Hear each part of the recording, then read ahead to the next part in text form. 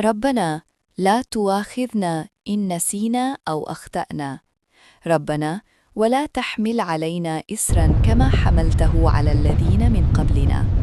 ربنا ولا تحملنا ما لا طاقة لنا به. واعف عنا واغفر لنا وارحمنا. أنت مولانا فانصرنا على القوم الكافرين.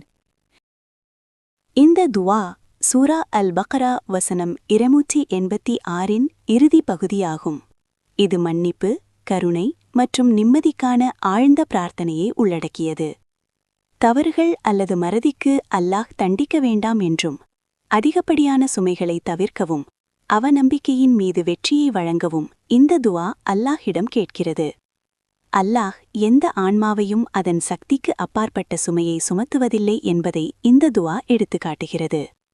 எங்கள் இறைவனே, நாங்கள் மறந்தாலும் தவறு செய்தாலும் எங்களை கண்டித்து விடாதேயா அல்லாஹ்.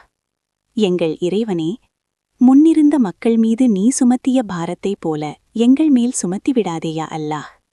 எங்கள் இறைவனே, நாங்கள் சகிக்க முடியாத சோதனைகளை எங்கள் மேல் சுமத்தி விடாதே. எங்களை மன்னித்துவிடு, எங்களை பொறுத்தருளி, எங்களுக்கு இரக்கம் காட்டியா அல்லாஹ். நீயே எங்கள் பாதுகாவலன். எங்களை மறுப்போரின் மீதான வெற்றியை தந்தருள்வாயா அல்லாஹ்.